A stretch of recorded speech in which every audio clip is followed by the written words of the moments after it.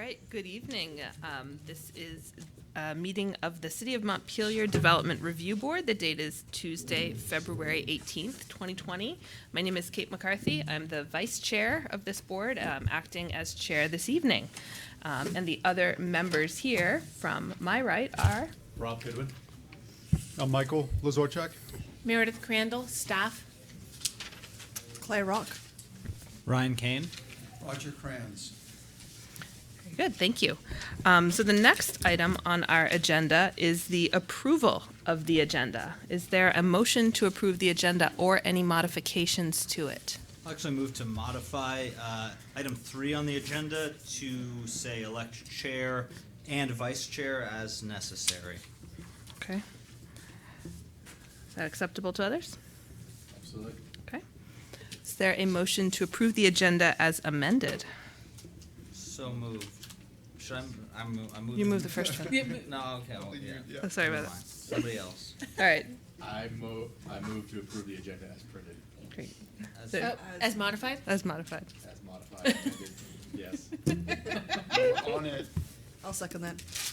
Great, we have a motion and a second. All those in favor, please signify by raising your right hand.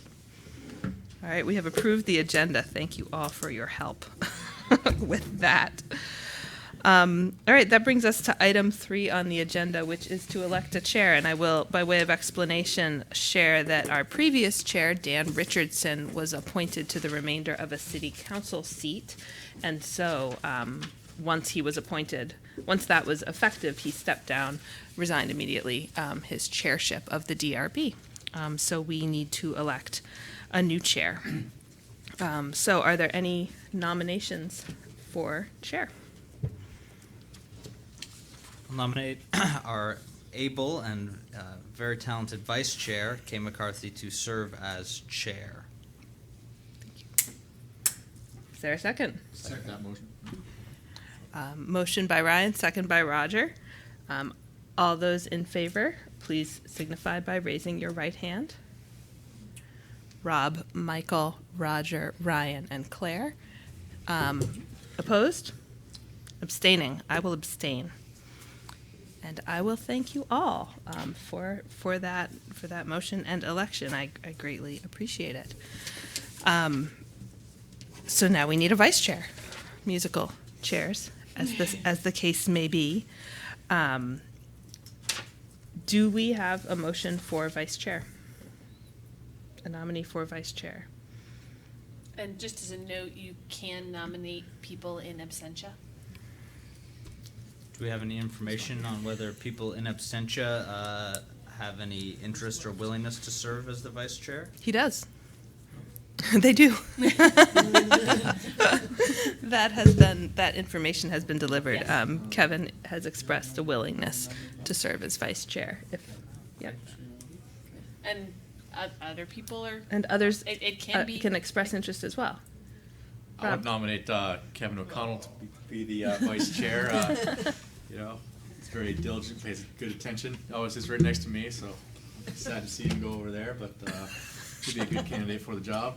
Well, you can move over here too. You can take my seat. Yeah. We have a motion. Is there a second? I'll second that. Yeah, we've had a motion and a second to nominate Kevin as vice chair. All those in favor, please signify by raising your right hand. The motion passes unanimously. Thank you. Just a note, these are to fill out the remainder of the terms.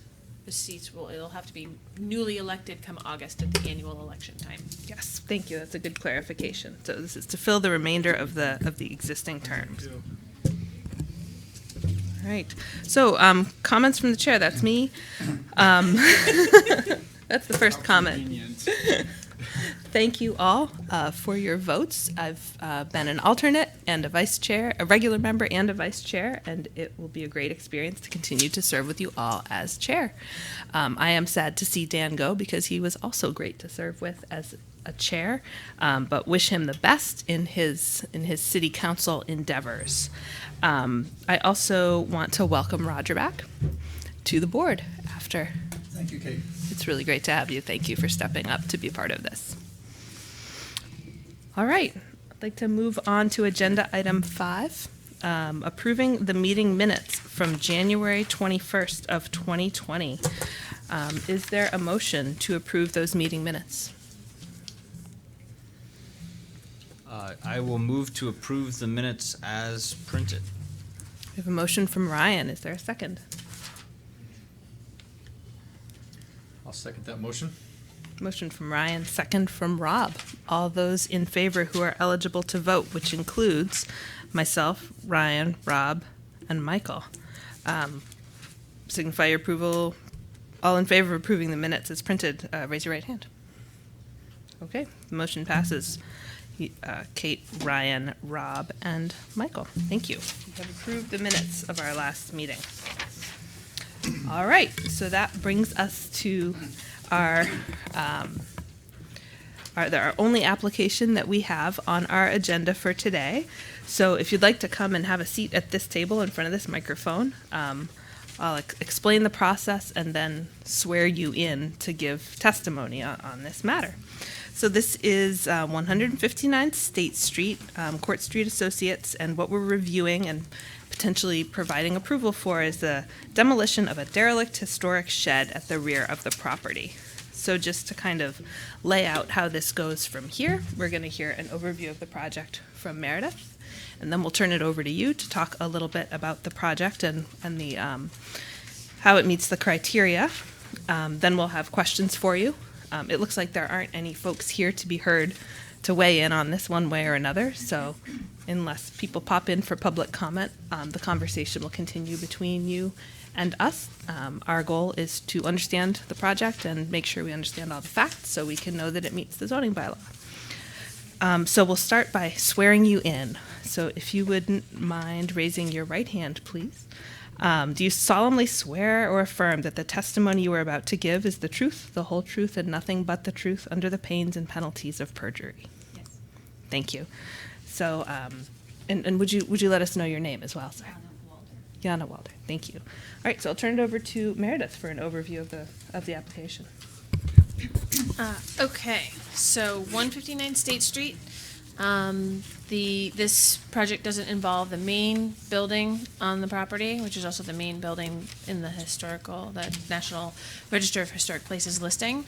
It involves a small, well, maybe not too small, but an outbuilding at the rear of the property that is also mentioned and listed on the National Register. And so that is why demolition of that building needs to come before the DRB. If it weren't on the National Register, it wouldn't be here. The Design Review Committee has reviewed this because it is also in the Design Review Control District.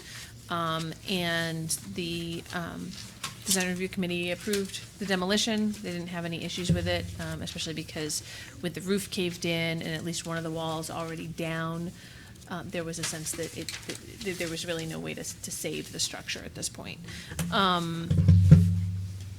So that's, if there's, you still need to go through all the demolition criteria that are in, section 3004. And this is outlined on pages 4 through 6 of the staff report. Those are the main issues before you at this point. So that's what I've got, unless anybody has any specific questions for me before we move on. Any questions for Meredith? Okay. According to the staff report, the standards for demolition are the big ones that we're going to look at, and we also, looks like there may be a couple of fairly simple questions, potentially simple questions about how the site will then be restored and regraded, what, if any, landscaping there will be. Really just those two things as they pertain to our bylaws. So we'll get to those in the conversation. Great. So I'll turn it over to you, Jana, if you'd like to talk a little about the project. I don't know what else to say. It's okay. pretty easy. It's a very small structure. We're hoping to take it apart and grade and seed the site. It's about a 20 by 20 shed.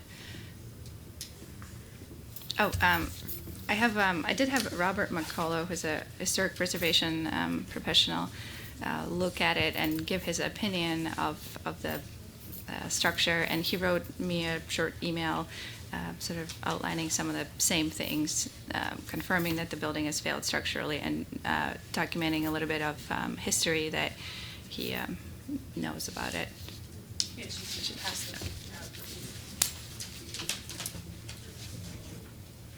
Great. Thank you.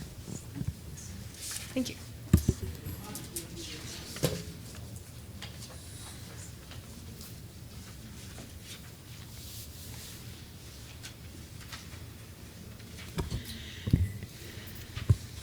Okay, so I would just note that within this, Mr. McCullough's assessment is that theoretically it might be possible to reconstruct this building, but it would be a new building and not a historic one. He would recommend photo documentation as appropriate mitigation for its loss. And then he notes you need to obtain a permit, which you're here doing tonight. Okay, great. So I think what we should do next is dive right into the criteria for demolition of a historic structure and talk through how those standards are met. So in the staff report, that discussion begins on page 4. And in section 3004D, demolition, one of the first things we need to know about is that there is a demolition and site restoration plan. So you did mention in your application and just now that you plan to demolish, and could you tell us a little bit about your plan to demolish and what to do with the site after? So I defer to professionals. Mm-hmm. It's a contracting company, and I think it's a simple wooden structure with a chimney. There's not much, I think just the wooden structure will be taken apart as well as the chimney, and they will dispose of the materials and then grade the site and seed it, which is, it mentions something about it being on the slopes. It's actually on a flat lawn. Okay. Yeah, no, it's depending on the way our maps work out. Sometimes the slopes are the slopes data gets skewed because of trees or even just the roof of the building. Okay. So that is helpful because one of the points Meredith had raised for us has to do with its location on a steep slope, and your testimony asserts that it's on a flat surface, and so Yep. that part of the bylaw is met. Great, thank you.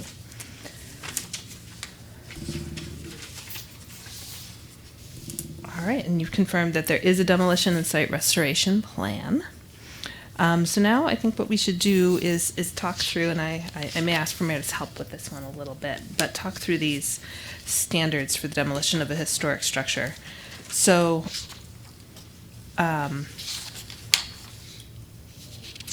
we need to find, it is our job to approve this, to find that the rehabilitation of the structure or a portion of the structure would cause undue financial hardship to the owner, or the demolition is part of a site development plan and design plan that would provide clear and substantial benefit to the community.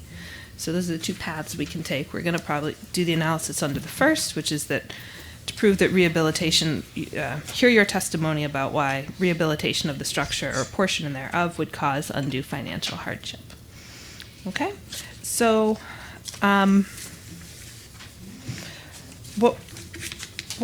what we need to understand is whether the building cannot be feasibly used or rented at a reasonable rate of return in its present condition, or if rehabilitated, and that the denial of the application would deprive all reasonable use. Do you want to jump in, Meredith? That'd be fine with me. Yeah. So Maybe do this a little succinctly. well,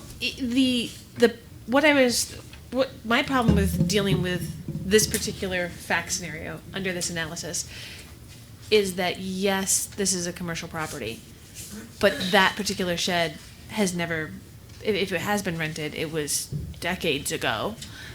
It's not something that can be rented now. Mm-hmm.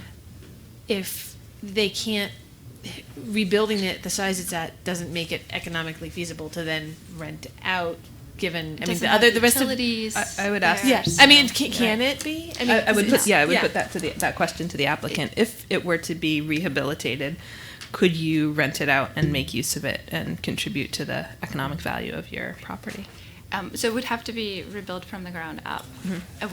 which is possible. but it wouldn't be non-conforming, so we would like to take this existing building down and maybe rebuild something down the road that's further away from the boundary, property boundary, and the current building doesn't have utilities, so it couldn't, even if we were to rehabilitate it, it couldn't be rented. Sorry. That's okay. No, I don't mind a bit. Thank you. So I guess, I mean, it is a difficult, maybe it's not a difficult structure to do under this analysis. It was one of the problems I was wrestling with, which is Sure. maybe the analysis here isn't as thorough as it could have been. That's okay. We do encounter a lot of outbuildings, especially carriage houses or garages that have fallen into disrepair. I think a difference with this one is that it is a much smaller building that was probably not previously rented for parking cars or storing things. So, yeah. All right, so what I'll do is I'll just walk through these criteria for approving undue financial hardship, and then as I go, I would certainly encourage other board members to chime in with any comments or analysis as well. So when did you acquire this property? I became the property manager about 4 years ago. Property manager about 4 years Yeah, ago. and I think it was acquired in 2005. Okay. And do you know was there awareness of its historic nature in 2005? I don't upon know. acquisition? I don't know. You don't know? Okay. And the next criterion is the structural soundness of the building or any structures on the property and their suitability for rehabilitation. And I've heard you say it is not structurally sound. You provided the evidence from Mr. McCullough. And it's not suitable for rehabilitation. Wouldn't get you far. Okay. The next criterion has to do with the economic feasibility of rehabilitation or reuse of the structure. And you've also provided testimony that it would not be economical or feasible. Meredith, could you help guide me on the next criterion, which reads the current level of economic return on the property as considered in relation to 8 listed factors? So the other thing to remember is you don't actually have to use all of these criteria Okay. in the analysis. It's, as these are all relevant. So that item. Sorry, just give me a second. As relevant, okay. Yep, it's so gotta find my listed factors. It's these, it's A through I. Yeah, Oh, you got it. well, yeah, but they aren't in here. So that would be the amount paid for the property, date of purchase and party from whom purchased, a whole bunch of information about the purchase of the property. Whether there's been a substantial decrease in the fair market value of the property, whether there would be a decrease in the fair market value of the property as a result of the denial of the permit. Fair market value of the property at the time the application was filed. It's all about looking at all these economic factors. Okay. Real estate taxes for the previous 3 years. This isn't information I asked from the applicant No. because it didn't seem to make sense in this particular application. Okay. I agree with that choice. Does that work for other board members as well, that we would bypass that portion of the consideration? Okay. Similarly, another criterion is the feasibility of alternative uses that can earn a reasonable economic return from the property as considered in relation to detailed information from engineers. I think we can bypass that as well for similar reasons. The next criterion has to do with whether the applicant has demonstrated that they've looked into lots of other options like tax credits and grants and things. We're talking, it sounds like, about a 400 square foot structure that is a contributing structure but not terribly unique, or? Well, it hasn't ever been used. It was just kind of in the back of the property. Is it visible from any public vantage point? Not from the road, but if you're in a parking lot, you can see it. Okay. It looks like a small cabin. The parking lot on that property, Yeah, right? the parking lot on the property. Okay. Yeah. But so from the public road, from State Street, you can't really see it? No, it's way set back. Okay. All right. Okay. The last item that we take under consideration is input from community organizations, preservation groups, other associations, and private citizens who may wish to evaluate and comment. And Bob McCullough has provided some information that we've received tonight. The Design Review Committee has recommended that this be approved for demolition. Is there other input that you've received or feedback that you've received about how this structure should be dealt with? Nope, but I was pleasantly surprised that the committee, the previous hearing, they all went by and looked at it, so, which was nice. Oh, that's nice. Good to have visitors. Yeah. One of the comments from the Design Review Committee, I think, was a question mark as to whether anything was salvageable. Right. And have you thought about that? Most of the siding is rotten and the windows are broken. I mean, we could save the front door. That's pretty cute. I think the hope is that we would be able to potentially improve on the historic structure that's there in a couple of years, and like to add more to the property, and maybe we could reuse that. So the front, so are you amenable to kind of saving any features that are in fact salvageable? Like if the front door is salvageable, Yep. then you're amenable to holding Yep. onto it and I think the trying front to door reuse it? definitely. Yep. Okay. I don't know, what about the chimney? Is that, it looks cool. But I don't know if that's like, you can take I it think apart. it's taking the structure with it. It's all the Yeah. way down.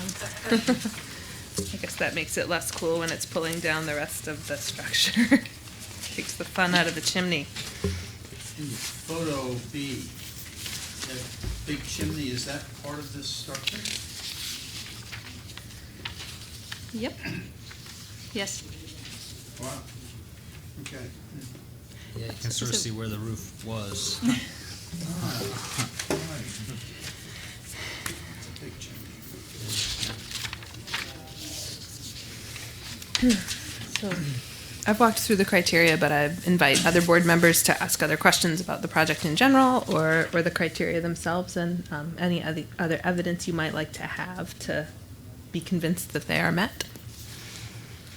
I think I'd just like to highlight one of the findings of Robert McCullough. Says it's certainly, as you can see in the photo, it's lost its historical integrity and thus no longer historically significant. And I think that speaks volumes to what we're at and what fact, how much more we really need to discuss this. Okay, thank you. Yeah, I mean, I think it's noted in here that, one of the considerations is, you can't, if you buy a historic building and then just let it fall into the ground through your own neglect over many years, that, that's a different situation. And that's something that we would strongly discourage by just saying, oh, well, Right. it fell over, so I guess you can demolish it. Seems like it's pretty clear that's not the case, that the current ownership is fairly recent. So, Yeah. I'm a champion for this building. I can tell you that much.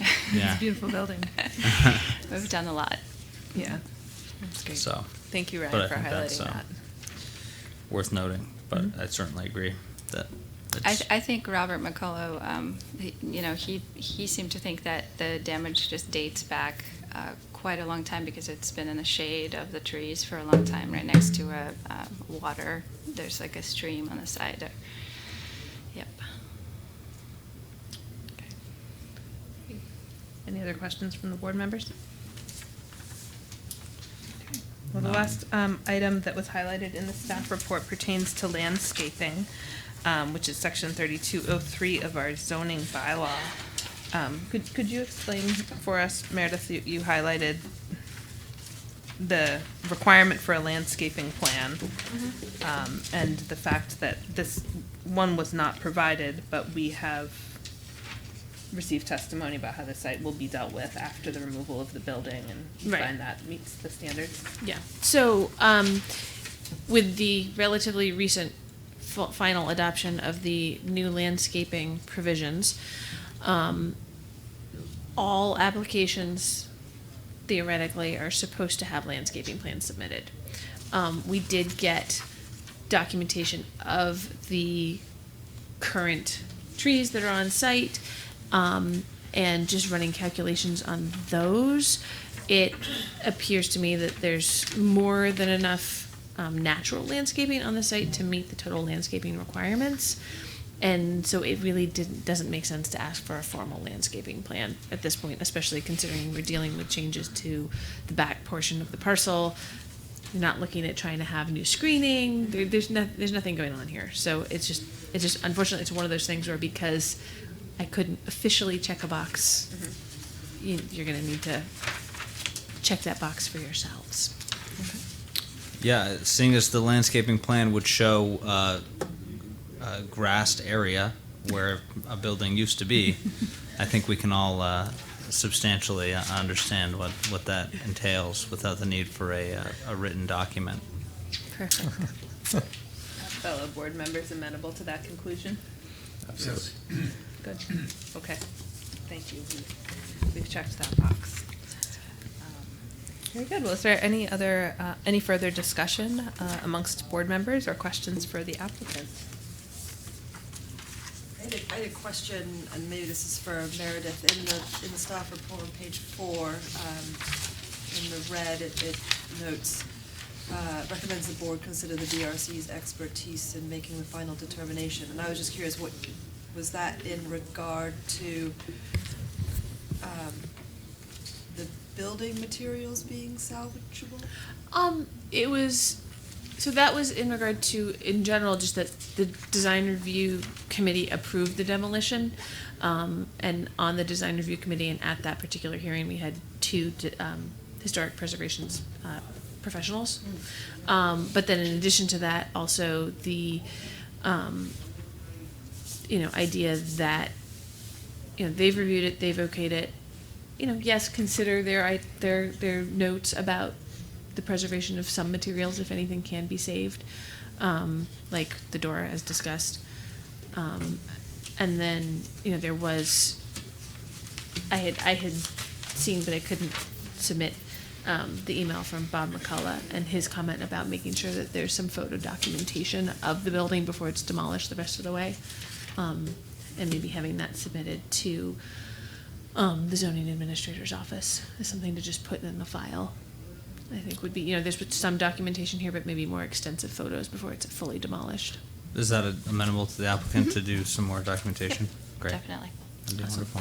So I have a question about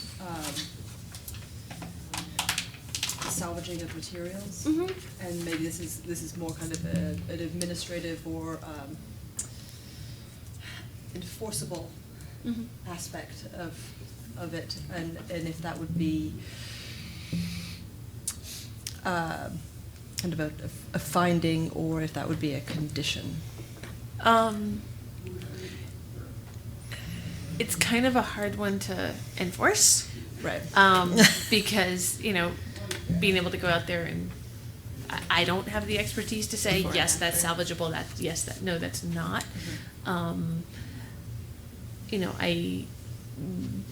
A creative way to do it would be to, maybe ask the applicant to have somebody go out and, have a professional go out and look at the materials, somebody other than just your standard contractor, but that's up to you, and it's how much burden you want to put on the applicant.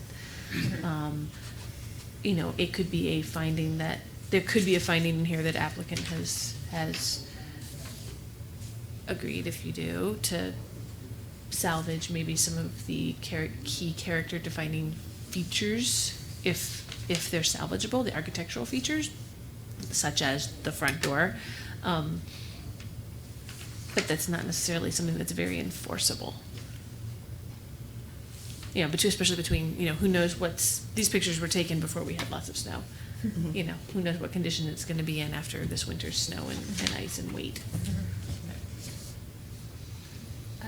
I don't know that it would be a condition per se, but the findings could include encouragement to salvage whenever possible for eventual reuse on the property, ideally for eventual reuse on the property, which you've expressed some interest in.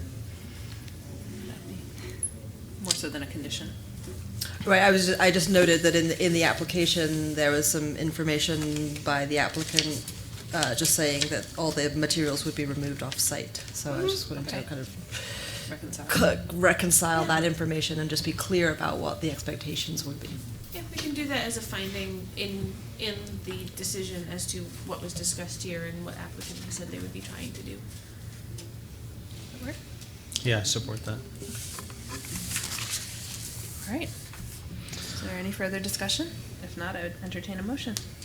I'll make a motion to approve the application for the demolition of a contributing historic structure as presented in the application materials and supporting materials provided at this hearing.